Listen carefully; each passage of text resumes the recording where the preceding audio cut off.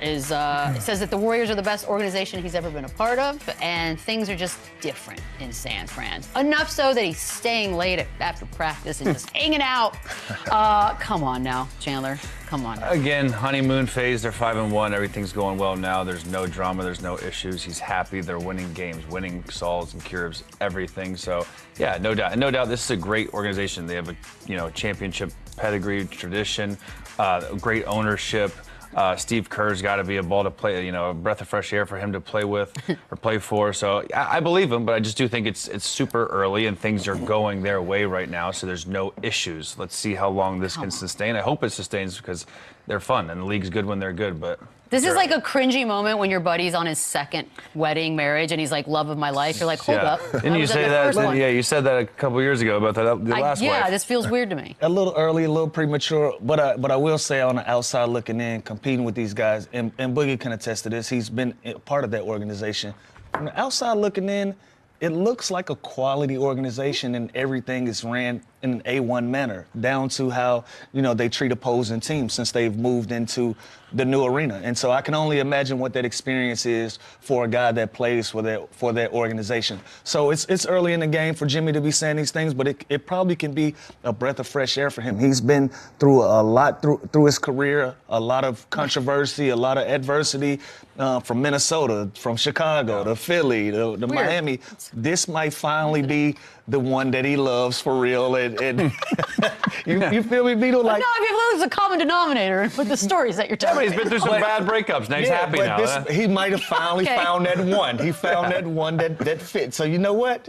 I would like to go to lunch today. I would like to hang out with you a little extra today. Play some ping pong in the facility. I'm having fun. Yeah, I'm having a good time. He's probably finally found somewhere where he's at peace. So. I can agree to that. I mean, I get it from the standpoint of it being early, the honeymoon stage, so that all makes sense. But being a guy that was a part of the organization, I can agree with Jimmy 100%. It's definitely one of the top organizations in the NBA. They treat their players well. They treat players' families well, from, meal plans on the road to traveling. I mean, during the playoffs, finals, they have their own separate plane just for players' family members. Wow. So it's not many organizations doing that. Exactly. So what he's saying is absolutely true. Obviously, it's early, but I know with dealing with the Warriors myself, the organization is going to roll out the red carpet for him. They want him to feel welcome. They want him to feel like he's a part of the family. And, I think Jimmy's also putting his best foot forward. So I think it's coming from both sides, and it makes sense. You want it that way. You want to make this relationship work. Yeah. You want your investment to work, and, giving the extension to Jimmy at this point in his career. So it makes sense. Everybody's playing their part to make this work, and as of right now, it's working. So I'm okay with it. I got a good one for you coming up, because we didn't really get into this after the All-Star break, but Anthony Edwards was asked if he considers himself the potential next face of the league. His answer was, not really. That's what they got Wemby for. Boogie, what'd you make of that answer? I feel you, bro.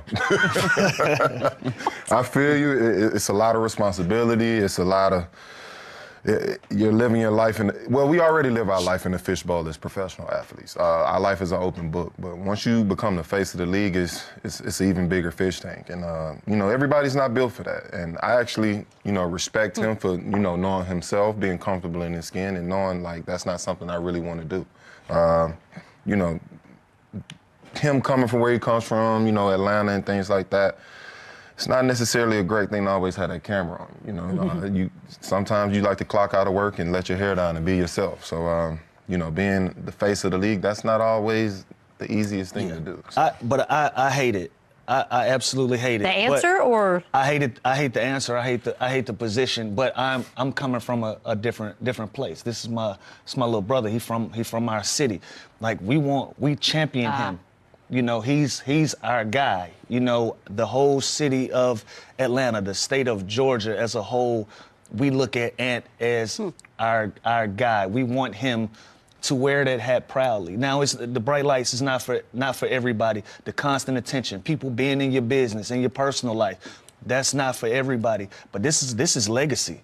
This is legacy. Listen, you're not going to always be as popping as you are now. You're going to want to look back and you want to tell your kids, hey, I was, at one point, I was the guy.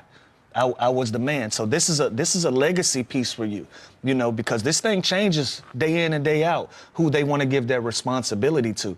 You have a window to be the face of this league, and then that window goes to the next guy, and it may not come back around. And so sometimes you get older in your career and you look back and you get humbled by those experiences because the attention and the money and all of those things isn't the same. Now, again, this is his path. I'm speaking as a fan.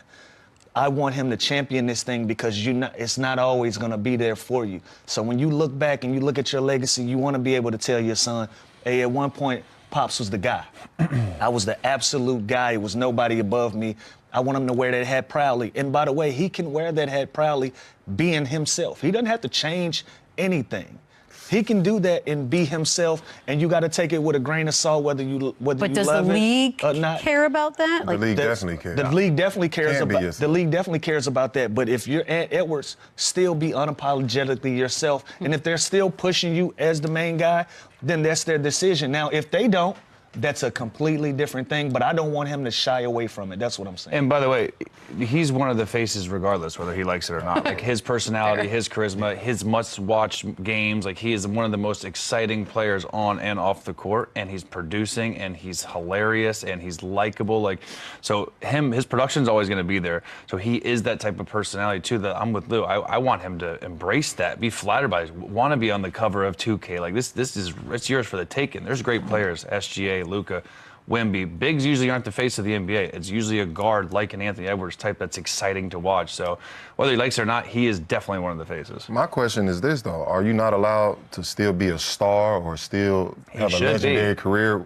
without being the face of the league? Is there one Yeah, and he will be. By the way, he will Absolutely. be regardless. Yeah, Like, So can we say that might be his approach with his comments? I feel like that's his approach. Like I don't mind being a star. I don't mind, you know, being popping at this moment. Well, Boogie, he even whatever. said, like, I don't want to be the guy, but I want to go, I want to hoop, I want to kill dudes and go home. Absolutely. Like, I can understand that perspective. Like, I don't want the camera in my face. I don't want the responsibility of LeBron James having to answer on behalf of the NBA and things of that nature. I just want to go hoop and go home and clock out. He did just do a movie though, Hustle. So he's doing things, he's doing the national ads. He's great in the movie. But that's what I'm saying. You can still be a star without being the face. I think the more he does of that type of stuff, the more, you know, he's going to become the face even more, right? Like he's an unbelievable actor. Like the guy can do. He was great in that movie. Like he is born to be the face of the. Like he is that personality to me, at least. My thing is, I just don't want him to take this thing for granted.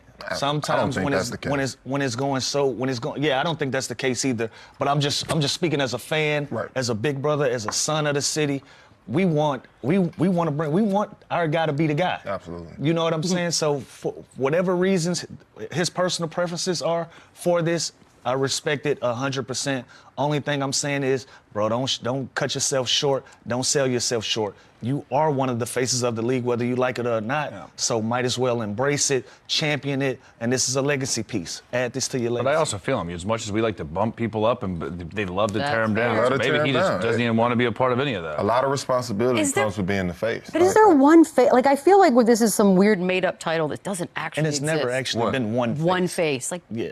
No, it's right fluid. there's KD, there's LeBron, there's Steph. There's always multiple, faces. and he's always going to be in the conversation in the next foreseeable future. Yeah. Anthony Edwards is going to be in that talk. Always. Cade Cunningham asked if he could change one rule.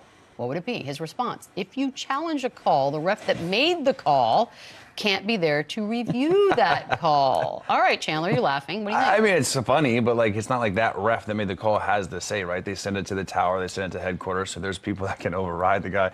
I do think it's funny that that guy can maybe be pushing his opinion more to prove right, but I get it, but like, it doesn't really make sense, like, because the tower, like the guys in the Secaucus or whatever they send it, they're going to make the decision ultimately. So I understand where he's coming from. You don't want that guy that's going to be proved wrong there, but he's got no say. Okay. So we're good with that. I mean, it's kind of pointless. It's funny. Well, there's more ref talk because clearly everybody's thinking about it at all times. Because Steph also said the one thing he would change. I want to see the refs grading system probably. Let that be more public, the same way our stats are shown. I agree. You agree with that one, Boogie? I agree totally. I feel with as much power that they have in this game, they should have to go through the same critiques and the same fan interaction that we have to deal with on a good night or bad night. I think they deserve the same treatment. And I feel like the results of that it'll be a better understanding between player and ref. I think that player and ref relationship will become better if we're both experiencing the same type of reaction. So I do feel they deserve it. Baseball does it. What's the problem? Well, think about this. So Lou hates it. Draymond Green he's got a rep, right, of getting texts or having. Why doesn't like Tony Brothers have a rep for giving the most? Like, why doesn't the fans and the media know that as much as they know about the players? Because my position stays the same. Once you create that environment, once you start critiquing somebody and grading, you have to give them an opportunity to defend themselves. Once you give referees an opportunity to defend themselves, you're starting to create personalities in the referee world. They already are. Right. So don't give them a microphone. I didn't say give them a microphone. You know I just what I'm want them to saying? be held accountable. We just wanna Absolutely. see But, what- but again, if you grading a guy, what's the next natural thing you got to do? So what did you think about your grade? Or do they get suspended if they get so and many now wrong calls? Now you giving them They a get microphone. demoted, So I think. Yeah. Now you taking somebody like a Tony Brothers from here to there because he knows after the game, I got to talk to media. But I'm okay with that as well because if they are good ref, if they are doing the right things, they deserve that. Yeah. Like I'm okay with that. It's the guys that ruin the game and then they go and hide behind somebody's hand and it's all good. All I'm saying is if players are held to a certain standard, I feel like, and we hold this much power, I feel like a referee should. They kind of have more control than the players too, so they do. should be judged. In a way, they But do. that's the part I agree.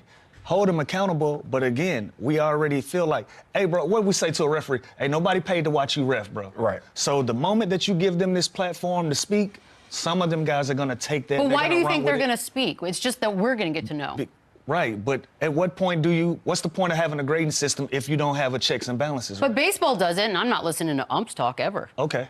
I feel like they can do that. I'm not aware of that. I just feel like it'd be better to make either the players, the coaches, the fans know, okay, this ref going in, he's got a quick whistle. This guy leads the league in texts. Like, you know what I mean? It should be more public, like Draymond's public, like Boogie's public for getting a lot of texts. Why isn't Scott Foster known for giving the most texts? But again, when Boogie has a bunch of texts or Draymond or whoever, we speak to them about that. We don't ask them- actually. We don't. We don't. And if you speak about it, you get another text. Exactly. If you actually talk about Yeah. it, you get fined for it. So it's the same No, thing. it ain't you get fined for it. It's a matter of what you say. it the while this- delivery? If I disagree, It's the if I delivery. disagree with the refs, if I disagree with the calls, I get fined for But it. what I'm saying is you have that platform to disagree. I don't want them to have a platform to say anything. And I feel like if you do that, you have to create an atmosphere where you're asking them. So I don't even want that. Are they nasty? Are they terrible sometimes? Absolutely. But giving them a face or a name, I don't think that helps. Whose record would you want to see most, ref? I mean, you guys are done playing, so we can say Scott Foster, Tony Scott. Brothers. Everybody?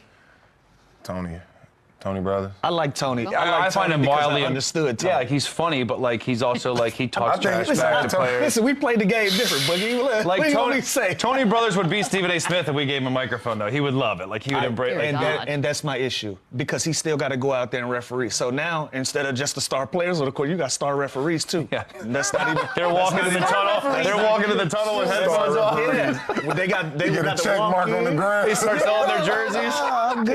They sell their shirts. Ridiculous with this. Selling whistles. They auction off their whistles. Custom whistles. Auction off their whistles. They now start I'm wearing back in. big chains on the inside, walking in. Iced out They whistles. would be man. feeling themselves. Great. No, thank you. Wow. No, thank you. The whistle thing. We're going to take a quick break. We will have more on it back when we return. That might be his approach. Yeah. With his comments, I feel like that's his approach. Like I don't mind being a star. I don't mind, being popping at this Well, moment. Boogie, he even whatever. said, like, I don't want to be the guy, but I want to go, I want to hoop, I want to kill dudes and go home. Absolutely. Like, Like it's fun. I can understand that perspective. Like, I don't want the camera in my face. I don't want the responsibility of LeBron James having to answer on behalf of the NBA and things of that nature. I just want to go hoop and go home and clock He out. did just do a movie though, Hustle. So he's doing things. He's doing the national ads. He's great in the movie. he's But that's still what I'm saying. You wants can to- still he be a wants to star be a without being the star. face. I think the more he does of that type of stuff, the more he's going to become the face even more, right? Like he's an unbelievable actor. Like the guy can do. He was great in that movie. Like I he just is don't wanna- born to be the face of the. Like he is that personality to me at least. My thing is, I just don't want him to take this thing for granted. Sometimes think that's the case. when it's going, yeah, I don't think that's the case either. But I'm just speaking as a fan, Right. as a big brother, as a son of the city. we want our guy to be the guy. Absolutely. You know what I'm saying? So for whatever reasons his personal preferences are for this, I respect it 100%. Only thing I'm saying is, bro, don't cut yourself short. Don't sell yourself short. You are one of the faces of the league, whether you like it or not. Yeah. So might as well embrace it, champion it, and this is a legacy piece. Add this to your legacy. But I also feel him. As much as we like to bump people up, and they love to tear him down. Love to So maybe tear he him just down. doesn't even want to be a part of any of that. A lot of responsibility comes with being the face. But is there one face? Like I.